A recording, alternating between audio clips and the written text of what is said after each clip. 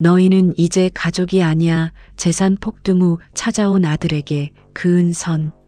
단감은 쓰레기통으로, 손편지는 조롱으로 그 후 일어난 기적.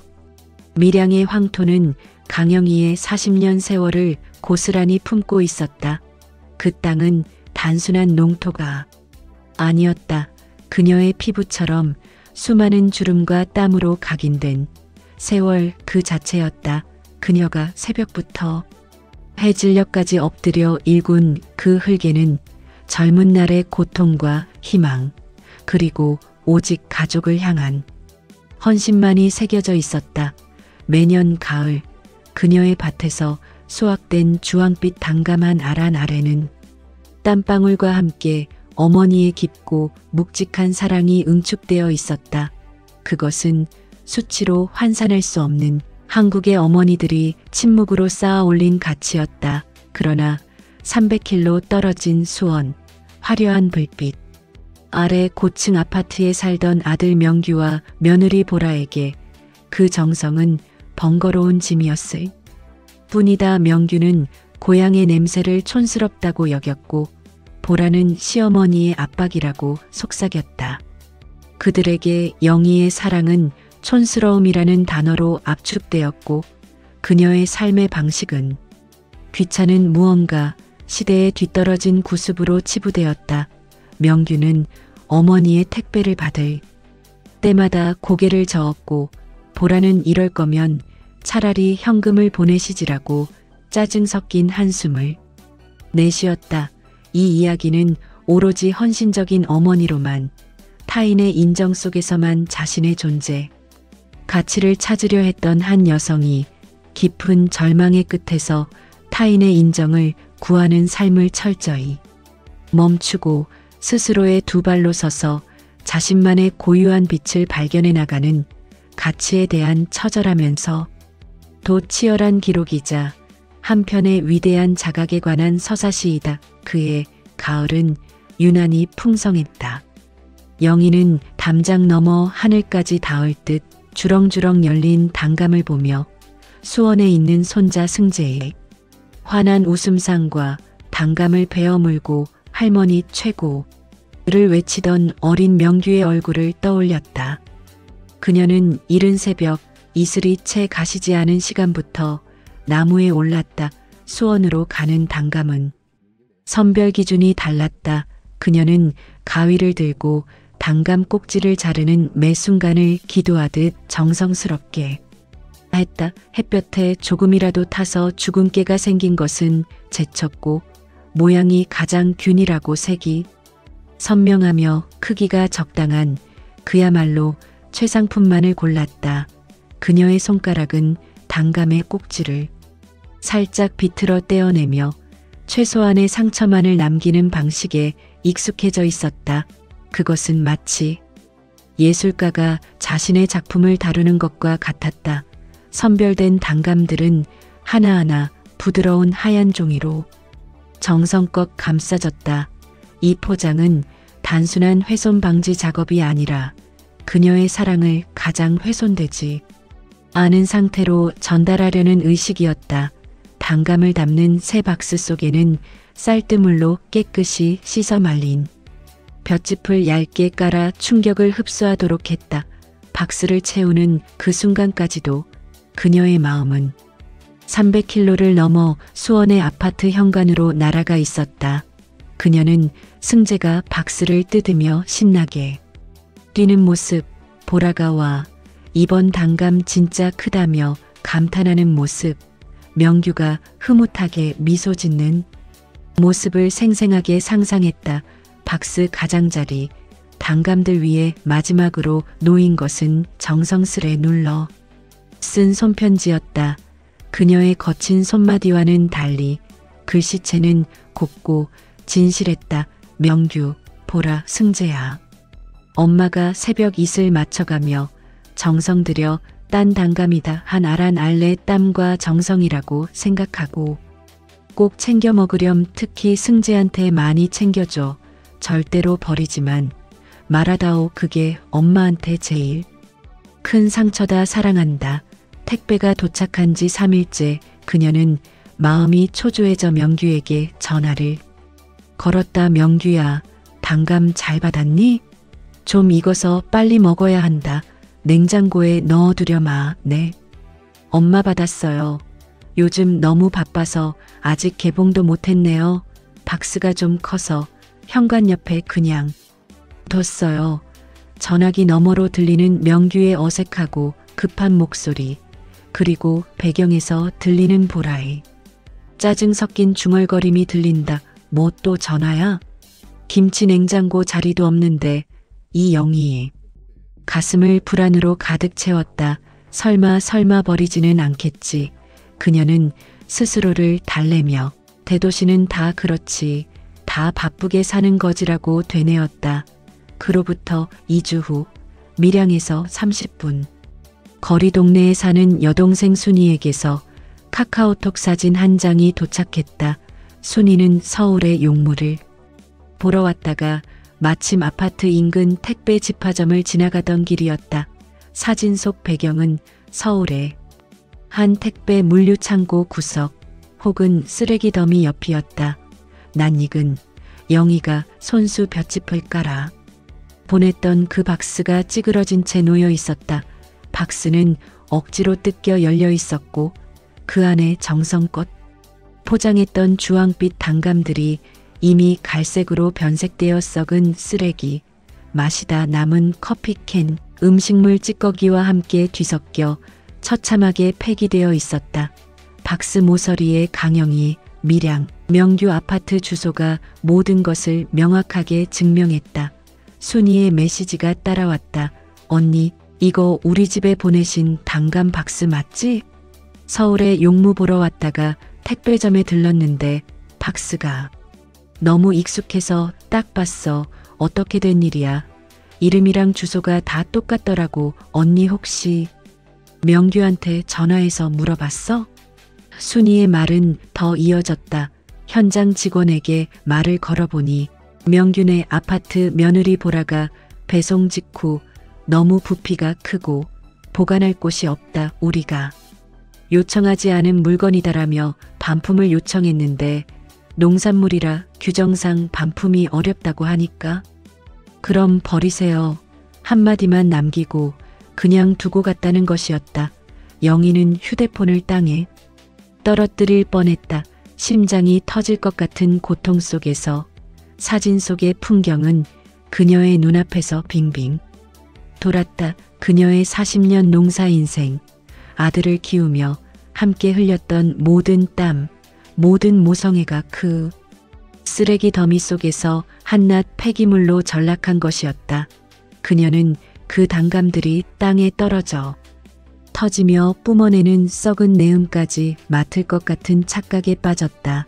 그날 저녁 영희는 50년 만에 시집와서도 울지 않았던 그녀가 목 놓아 통곡을 했다.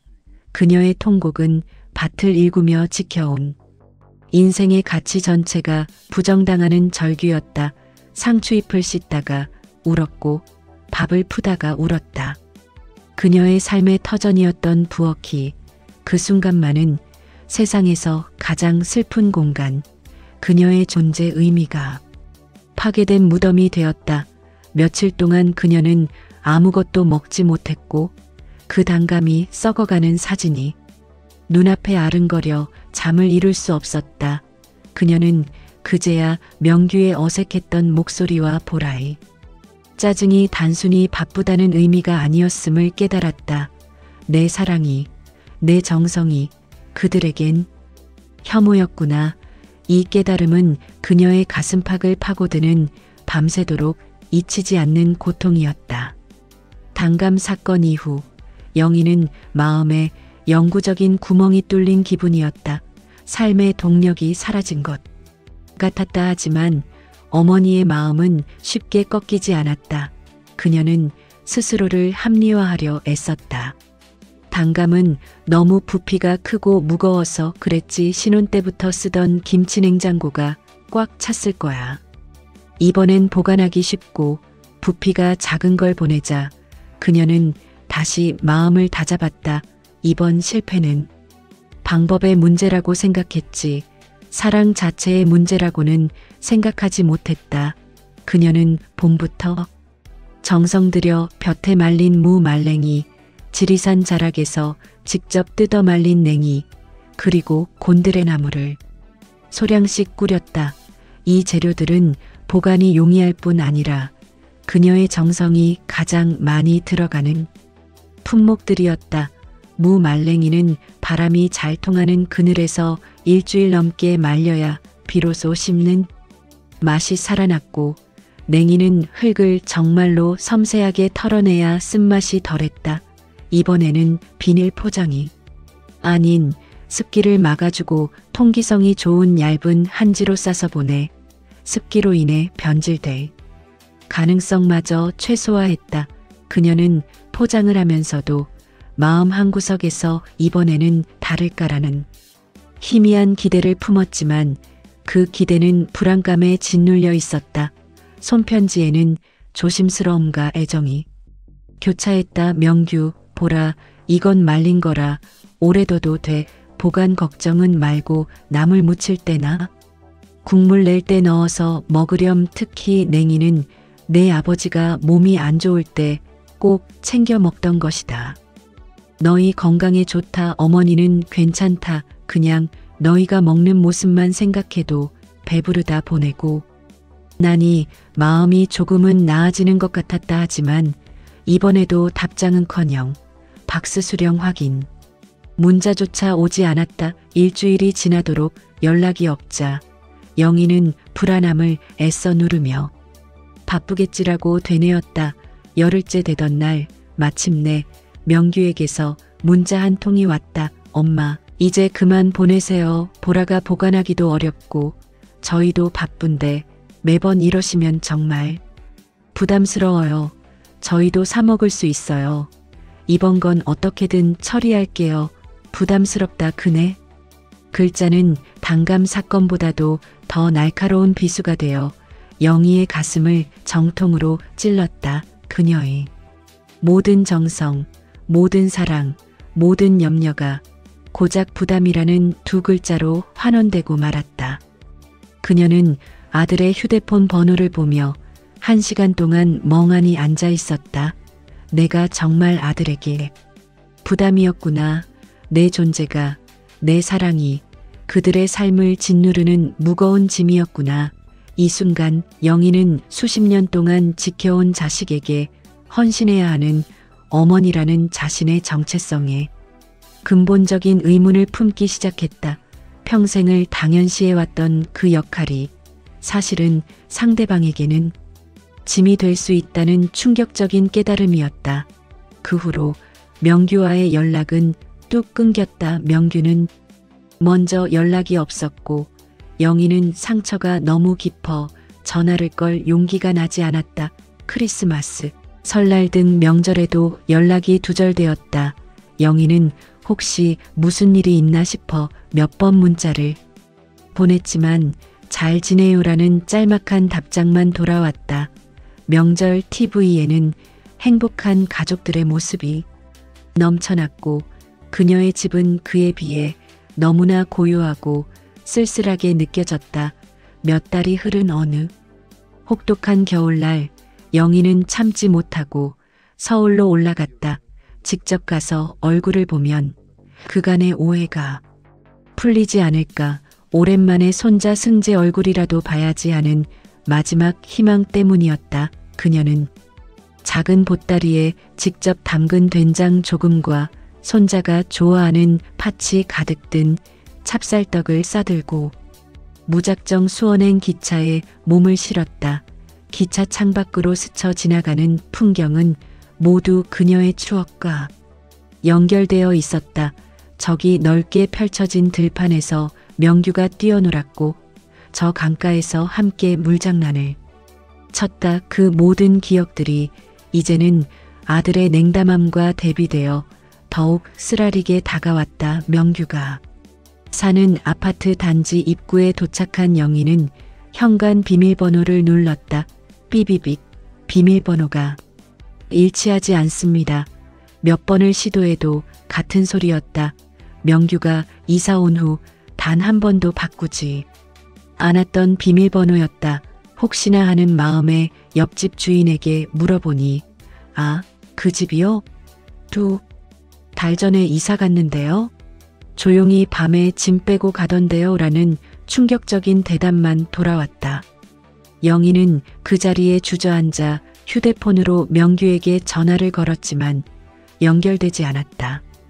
관리사무소에 가서 사정을 하고 애걸복걸한 끝에 새 주소를 알아냈다. 그러나 그녀에게 돌아온 현실은 더욱 참혹했다. 그들은 고향의 어머니에게는 일절 알리지 않은 채 마치 빚쟁이라도 피하듯 은밀하게 도피한 것이었다. 영희는 텅 빈 현관 앞에 서서 자신이 아들 가족의 인생, 도면에서 완전히 지워진 존재라는 사실을 뼈저리게 체감했다. 그날 영희는 수원역의 차가운 벤치에 홀로 앉아 팥찹쌀떡을 보며 눈물을 흘렸다. 나는 이들에게 숨겨야 할 과거였구나. 그녀는 떡을 자신의 입에 넣어 보았지만 눈물에 젖은 떡은 달콤함 대신 쓴맛만을 남겼다. 시간은 잔인하게 흘러 손자 승재의 6번째 생일이 다가왔다. 영희는 마음이 또다시 꿈틀거렸다. 어머니의 의무라는 족쇄가 그녀를 괴롭혔다. 새 주소를 알고 있었지만 쉽게 마음을 정하지 못했다. 명규와 보라가 거절할까봐 두려웠기 때문이다. 그러다가 아이 생일인데 아무것도 안 하는 건 너무 섭섭하다. 아이가 먹을 건데 정성껏 만든 건 마음이 통하겠지라는 생각에 용기를 냈다. 이번만이 마지막이겠지 라고 스스로를 위로하며 이번에는 단감도 나물도 아니었다. 그녀는 한국 전통의 상징인 떡을 준비했다. 그러나 단순한 백설기가 아니었다.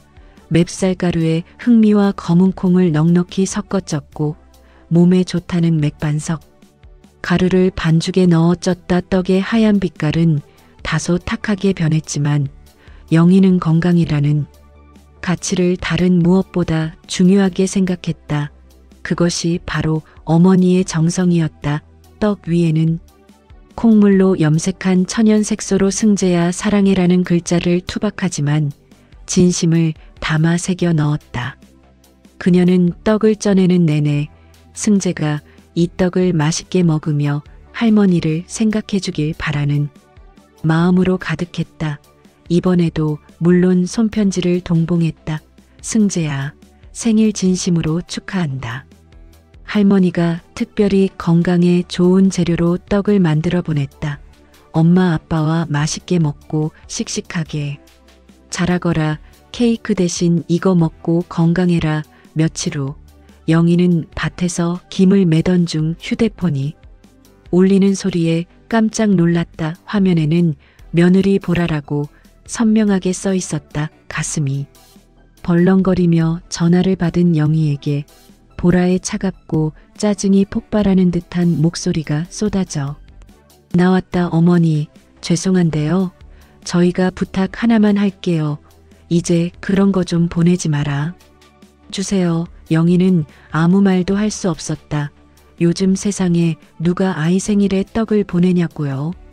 승재 친구들 부모님도 다 계시고 다들 인증샷 찍어서 올리는데 그런 거 보내시면 정말 저희 창피해요. 보라의 목소리는 한층 더 높아졌다. 다들 크림 케이크 시켜 먹고 브랜드 빵집에서 촛불 붙이는데 저희만 유별나게 보인다고요. 촌스럽다고요. 촌스럽다고요. 아이 친구들이 보면 놀릴까봐 정말 걱정이에요. 요즘은 케이크가 국룰이에요. 국룰. 촌스럽다. 이 단어는 그녀의 40년 삶을 한 문장으로 단죄했다. 단감, 나물, 떡, 그녀의 모든 헌신은 이 두 글자에 의해 무참히 짓밟혔다. 영희는 아무 대답도 못하고 전화를 끊었다. 손에 쥐고 있던 호미를 떨어뜨린 채 그녀는 벽에 걸린 낡은 가족사진 액자를 내려다보았다. 명규가 돌잔치 때 입었던 한복 사진. 그때는 그렇게 자랑스러웠는데 그리고 그녀는 마음속에 간직해오던 가장 중요한 결정을 기록하는 작은 수첩을 꺼냈다. 수첩 첫 장에 적힌 명규와 보라의 연락처 옆 빨간색으로 써있던 가족이라는 단어를 검은 펜으로 힘주어 두 줄 그어 지워버렸다. 나의 정성이 이들에게는 모욕이구나. 나의 삶의 방식이, 나의 존재 자체가 이들에게는 조롱거리구나. 더 이상 타인의 잣대로 나를 재단하게 두지 않겠다. 이 순간 영희는 어머니로서의 역할에서 해고된 것이 아니라 스스로 어머니라는 헌신의 감옥에 서 해방되는 첫걸음을 내디딘 것이었다. 그 순간 그녀의 마음속에서 무언가가 꺾이는 소리가 났다. 그것은 오랫동안 그녀를 올가매던 굴레가 끊어지는 소리였다. 모든 희망이 사라진 후 영희는 깊은 우울증의 늪에 빠져들었다. 그녀의 삶에서 가장 먼저 빛이 꺼진 곳은 부엌이었다. 40년 동안 가족의 웃음과 배부름을 책임지며 그녀의 정체성의 중심이 되었던 그 공간, 아궁이에 불을 지피는 소리, 기모르는 냄비 뚜껑 소리, 양념을 숟가락으로 푸는 소리와 모든 삶의 소리가 사라졌다. 부엌은 텅 비었고 냉장고는 코드마저 뽑힌 채 방치되었다. 그 안에 있던 장류와 반찬 재료들은 하나둘 시들고 상했다. 마치 그녀의 마음처럼. 도대체 내 삶의 의미는 뭐였지? 내가 평생 먹이고 살찌우고 온갖 정성을 쏟아부었던 그 행위들이 다 무슨 의미가 있었나? 내가 쌀 한 톨, 나물 한 가닥에 매달려 살았던 게 결국은 버림받기 위함이었나? 그녀는 농사일도 손에서 놓아버렸다. 단감나무에는 가지치기를 하지 않아 잡초가 무성하게 자랐고 밭에는 김을 매지 않아 잡초만이 황토를 뒤덮었다. 그녀는 창밖으로 보이는 그 황폐한 풍경을 멍하니 바라만 보았다. 자신의 내면처럼 방치되고 황폐해져 가는 밭이 오히려 그녀의 마음과 맞닿아 있는 것만 같았다. 이웃 할머니들이 영희 씨 왜 이렇게 밭을 황폐하게 두나 아까운 땅이다라고 걱정하며 물어도 그녀는 좀 쉬려고요라는 대답을 반복할 뿐이었다. 어느 흐린 날 그녀는 마당 구석 가장 햇볕이 잘 드는 곳에 자리 잡은 오래된 장독대를 바라보았다. 시어머니로부터 물려받은 그녀 나이보다도 더 많은 족보를 가진 장독들, 도간의 장맛은 묵을수록 깊고 진해지건만 정작 그녀의 삶은 묵을수록 가치가 하락하고 짐이 되어가고 있었다. 그녀는 장독대 앞에 무릎을 꿇고 앉아 독들의 표면에 난 오랜 세월의 흔적들을 더듬었다. 그녀는 장독 뚜껑을 열고 오랜만에 긴 국자로 살살 저어보았다. 잘 익은 장에서 풍겨 나오는 푸른 내음과 구수한 냄새가 코를 찔렀다. 그 순간 영희는 장독을 끌어안으며 중얼거렸다. 너희는 촌스럽지 않지? 그렇지? 오래될수록 더 귀하고 손맛이 닿을수록 가치가 올라가는 거잖아. 그녀는 장맛을 지키는 시간의 가치와 자신이 자식에게 버림받은 시간의 무가치함을 대비하며 오열했다. 이 장독대 앞에서 영희는 타인이 보지 못해도 시간이 그 가치를 증명해주는 묵묵한 진실을 보았고 이것이 그녀의 삶을 다시 일으켜 세울 새로운 씨앗이 될 것임을 직감했다. 이 장독들처럼 그녀 자신도 시간을 거쳐 더욱 깊고 진한 가치를 지닌 존재가 될 수 있다는 생각이 스쳤다. 몇 달간의 침묵과 고독의 시간이 흐른 뒤 명규와 보라가 마침내 밀양집을 찾아왔다. 그들의 얼굴에는 어색한 웃음과 함께 무언가 딴죽을 걸려는 날카로운 비즈니스적인 시선이 스쳤다. 영희는 이미 그들의 방문 목적을 알고 있었다. 이들이 자신을 걱정해서 온 것이 아님을 그들의 눈빛에는 오랜만에 본 어머니에 대한 애정보다는 무언가를 계산하는 냉랭함이 서려 있었다. 어머니 오래간만이에요. 보라가 먼저 입을 열었다. 어머니 혼자 사시는 거 보면 저희가 마음이 너무 아파요. 특히 요즘처럼 독감이 유행할 때는요. 그래서 저희가 요양원 상담도 해보고 수원 인근에 신축 요양원을 하나 찾았어요. 시설이 정말 좋고 CCTV도 다 있어서 저희가 수시로 확인할 수 있대요. 명규가 보라의 말을 이었다. 맞아요. 엄마 이제 좀 쉬셔도 될 때 됐어요. 혼자 계시다가 넘어지기라도 하시면 어떻게 해요? 저희가 매번 밀양까지 내려올 수도 없고 저희도 일해야 하니까요. 영희는 그들의 시선이 자신을 향하는 게 아니라 집 뒤편에 넓은 농과 밭을 훑고 있다는 것을 직감했다. 그들의 말은 걱정이 아니라 어머니라는 골칫덩이와 재산을 효과적으로 처리하는 것에 가까웠다. 난 아직 내 손으로 밥 해먹고 내 발로 밭에 설 수 있는 사람이야. 영희는 단호하게 말했다. 그녀는 더 이상 명규의 어머니가 아니라 자신의 삶의 주인이었다. 너희가 말하는 그런 쉼은 내가 정말 누릴 때가 되면 내가 알아서 갈 거야.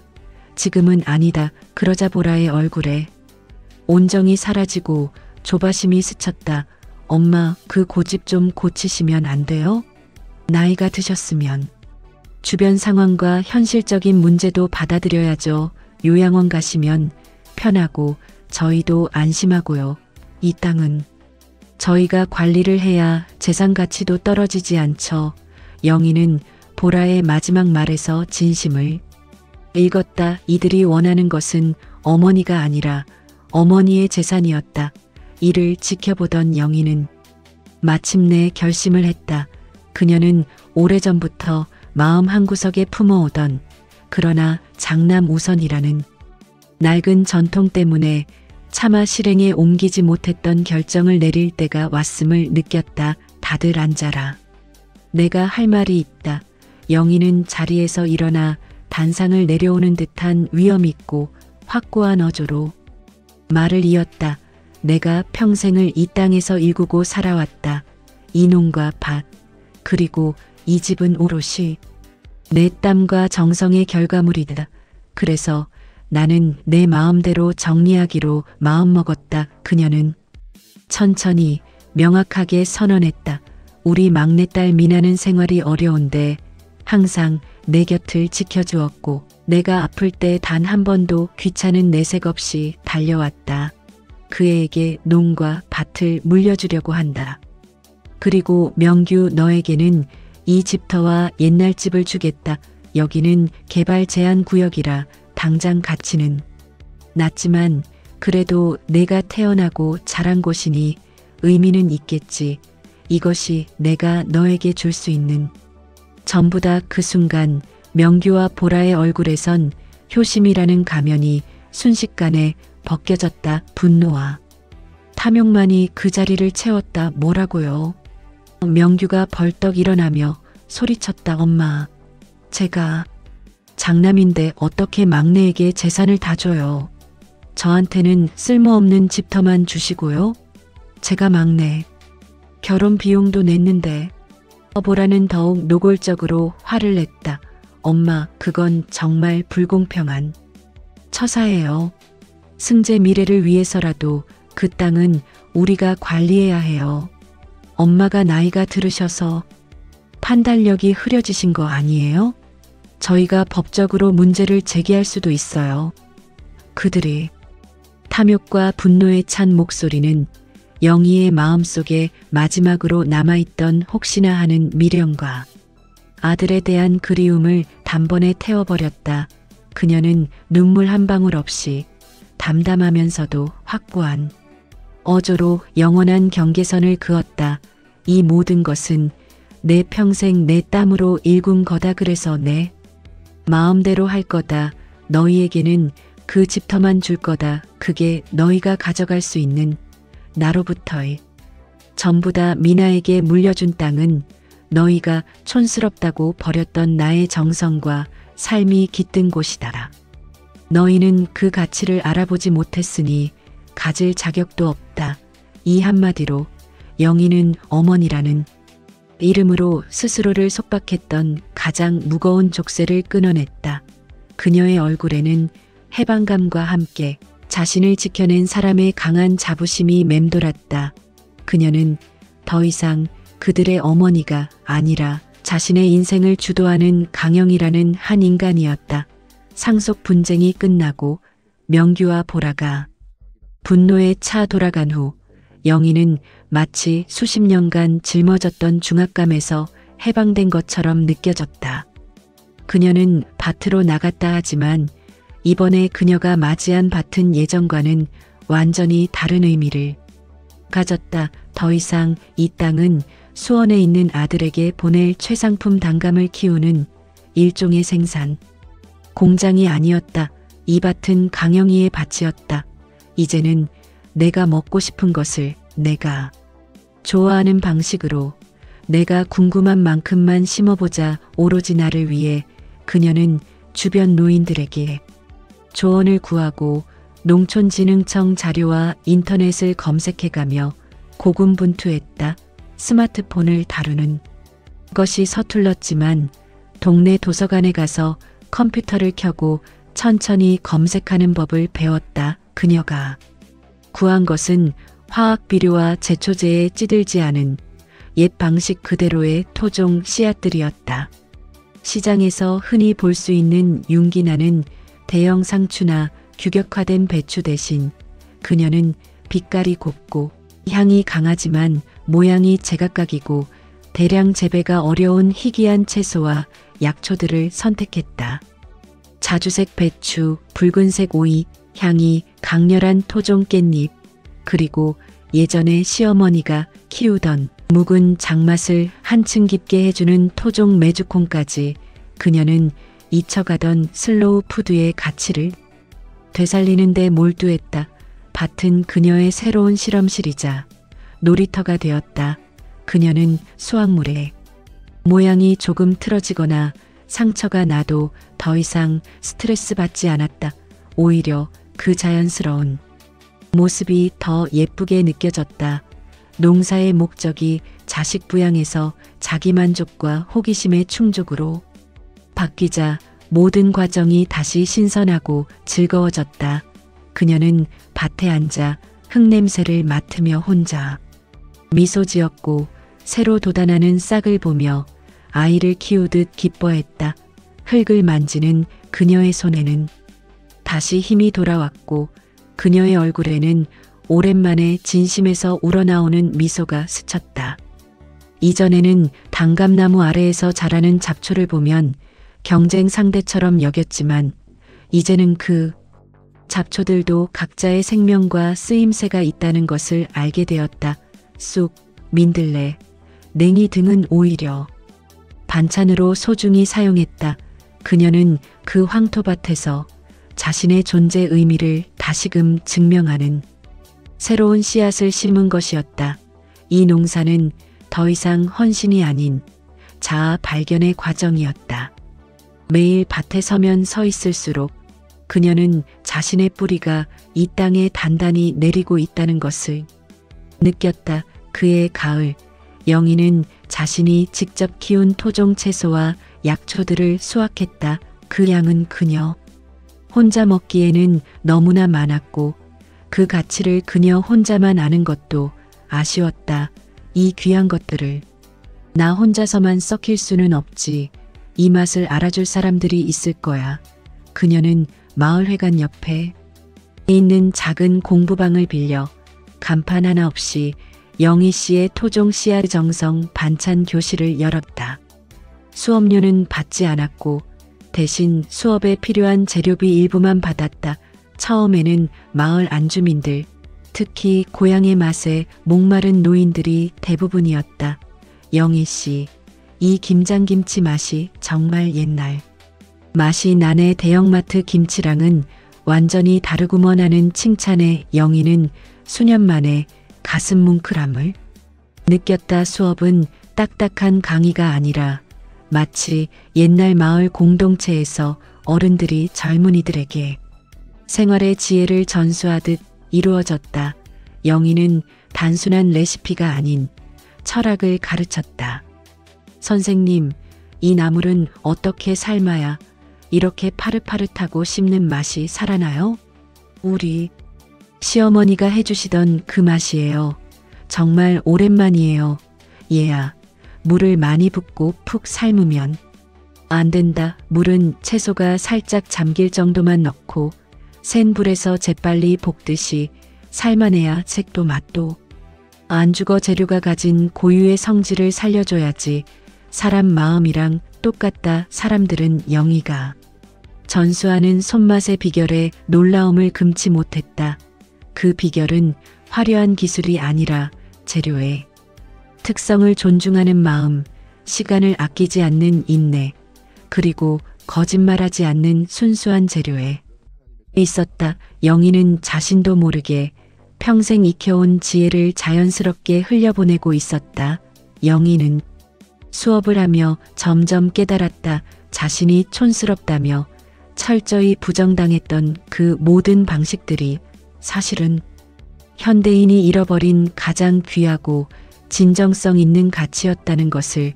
사람들은 그녀의 손맛을 배우는 것이 아니라 그녀의 정성이라는 삶의 태도를 배우러 왔던 것이다.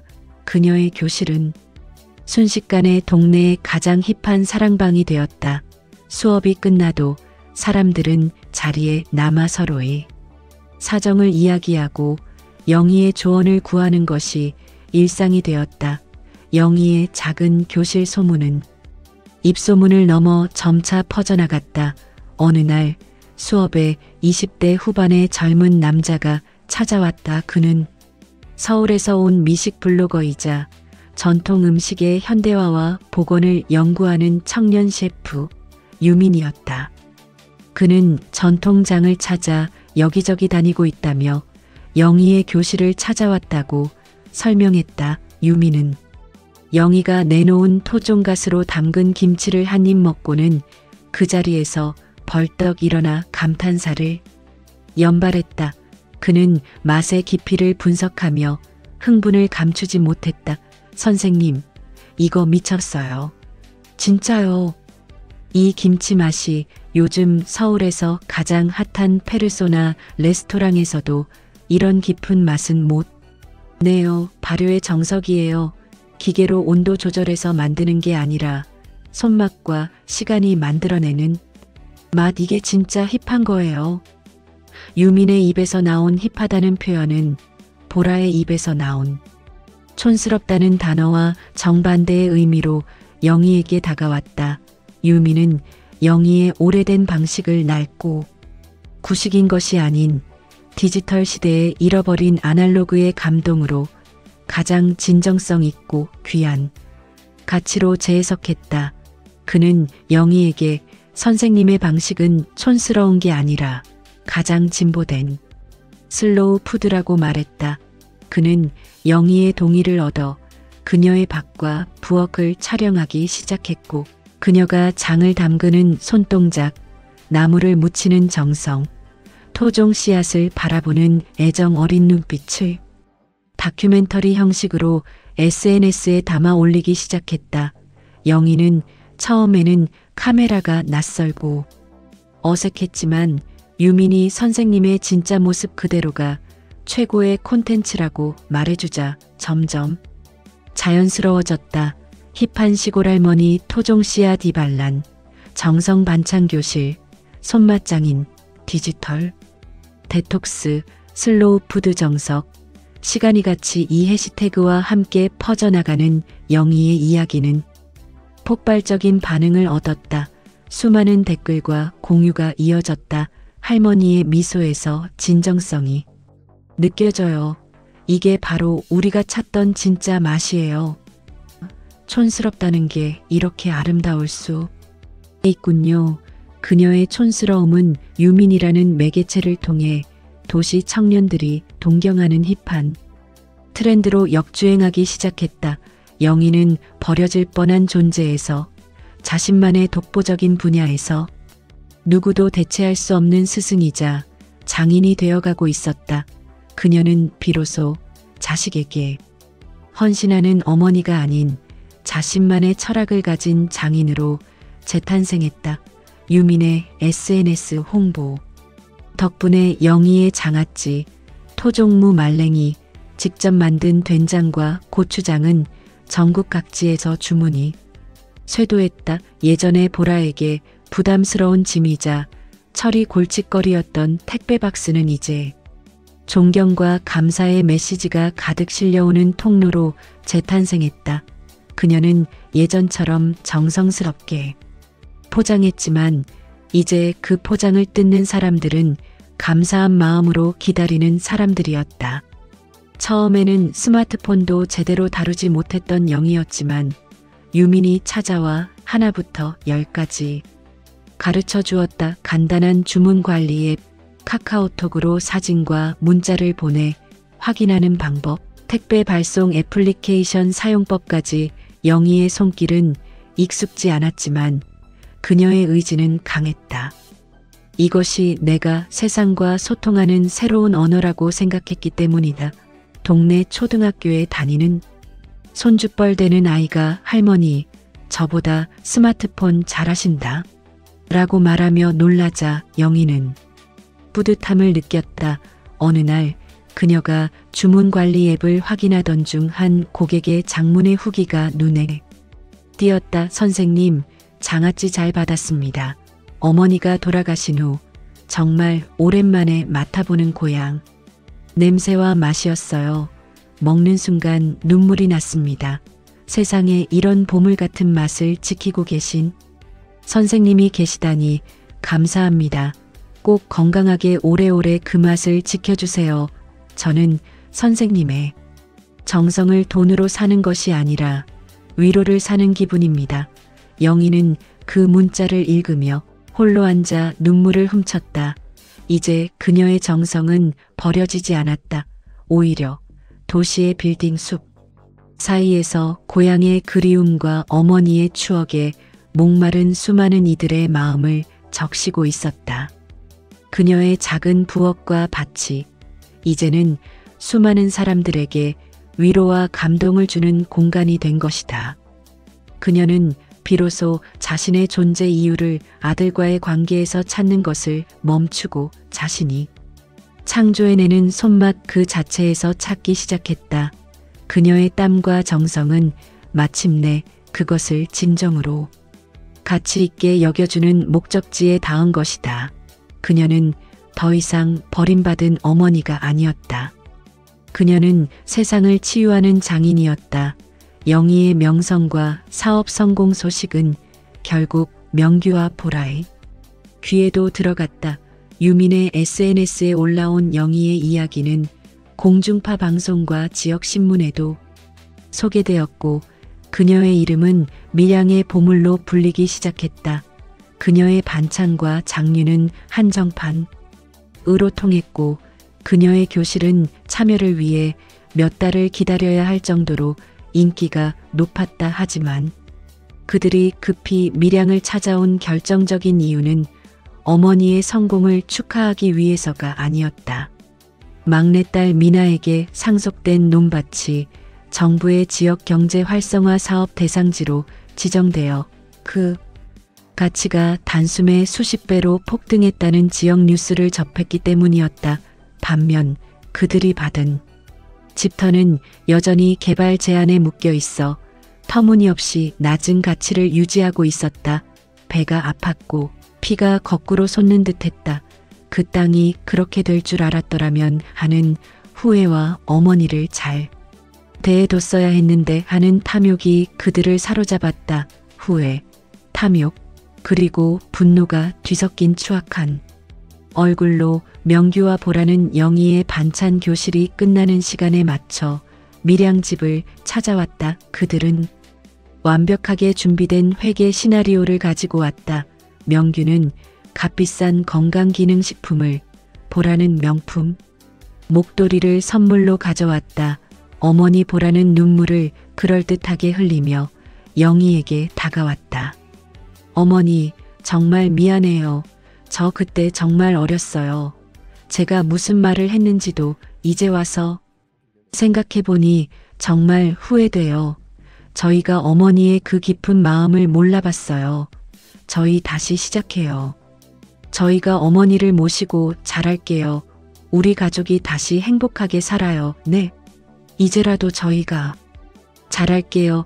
명규도 죄책감에 찬 목소리로 사과를 이어갔다. 엄마, 저희가 잘못했어요. 정말로요. 엄마의 정성을 몰라봤고 엄마의 사랑을 짐으로만 여겼어요. 제가 장남으로서 불효를 저질렀습니다. 제발 저희를 용서해 주세요. 우리 가족인데. 그의 눈빛은 간절했지만 영희는 그 간절함 너머의 논밭을 향한 탐욕을 읽을 수 있었다. 그들의 눈은 여전히 그녀의 뒤편 그 귀중해진 땅을 향해 있었고 그들의 사과는 계산된 어조로 가득했다. 영희는 그들의 눈물과 사과를 조용히 그러나 단호한 눈빛으로 바라보았다. 그녀의 마음은 더 이상 동요하지 않았다. 그녀는 이미 그들에게서 느끼던 분노와 상처, 그리고 마지막까지 남아있던 미련까지 수개월간의 고독 속에서 모두 정리한 뒤였다. 그녀는 이제 평온하고 강인한 사람이었다. 그들의 연극 같은 모습은 오히려 그녀의 마음을 더욱 단단하게 만들 뿐이었다. 고맙다. 그런 말 해줘서. 그녀의 목소리는 평온했지만 그 안에는 흔들림 없는 결의가 담겨 있었다. 나는 너희를 이미 용서했다 하지만 용서와 다시 받아들이는 것은 별개의 문제다. 영희는 잠시 숨을 고른 후 자신의 인생에서 그들이 차지할 새로운 위치를 명확히 선언했다. 나는 이제 내 마음이 가는 곳에만 정성을 나눌 거다. 내 정성을 진정으로 기뻐하고 그 가치를 아는 사람들에게만 내 손맛을 전할 거다. 너희는 이미 내 정성을 버린 사람들이다. 그녀는 명규를 똑바로 바라보았다. 명규야, 보라, 너희는 이제 내 가족이 아니라 한때 내 아들이고 며느리였던 사람이야. 나는 너희를 자식으로 대하는 것을 스스로 그만두었다. 각자 너희의 삶을 살아가거라. 나는 너희가 행복하기를 바란다. 진심으로. 하지만 너희의 삶에 내가 다시 짐이 되거나 아니면 너희의 탐욕을 채워주는 도구가 될 생각은 추호도 없다. 이것은 단순한 절교가 아니었다. 이것은 어머니라는 역할에서 벗어나 강영이라는 인간으로서 존엄하게 선을 긋는 행위였다. 그녀는 말을 마치고 방금 막 수업을 마치고 자신을 기다리는 제자들과 유민 쪽으로 걸어갔다. 그들은 영희를 보며 환하게 웃고 있었다. 선생님, 수고하셨어요. 선생님, 오늘도 너무 맛있게 배웠어요. 그들의 진심 어린 목소리가 영희를 반겼다. 영희는 뒤도 돌아보지 않았다. 그녀의 뒷모습은 더 이상 흔들리지 않는 자신만의 세상을 이룬 한 사람의 완전한 주인으로서의 평온함과 위엄으로 가득했다. 명규와 보라는 그런 어머니의 모습을 처음 보았다. 그들은 그녀의 등 뒤에서 아무 말도 꺼낼 수 없었다. 그녀는 더 이상 그들이 알던 항상 자신에게서 무언가를 바라던 어머니가 아니었다. 영희가 제자들과 함께 수확한 토종 재료로 만든 다양한 김치와 장아찌, 나물 반찬들을 맛본다. 영희의 얼굴에는 세월의 주름살마다 가득 찬 환한 미소가 피어오른다. 한 그릇에 한 숟가락에 담긴 정성, 그것은 결코 값으로 매길 수 없는 어머니의 가장 고귀한 언어입니다. 강영애 씨는 평생을 헌신했던 가족에게서 버려졌을 때 비로소 나라는 존재를 마주하고 스스로의 가치를 되찾는 여정을 시작했습니다. 그녀의 손맛은 이제 후회가 아닌 존경을 담아 전국으로 배달됩니다. 해질녘 영희의 손에는 내년을 기약하는 토종 메주콩의 씨앗이 쥐어져 있다. 그녀는 노을이 지는 넓은 들판을 바라보며 깊은 평화와 만족감에 잠겨 있다.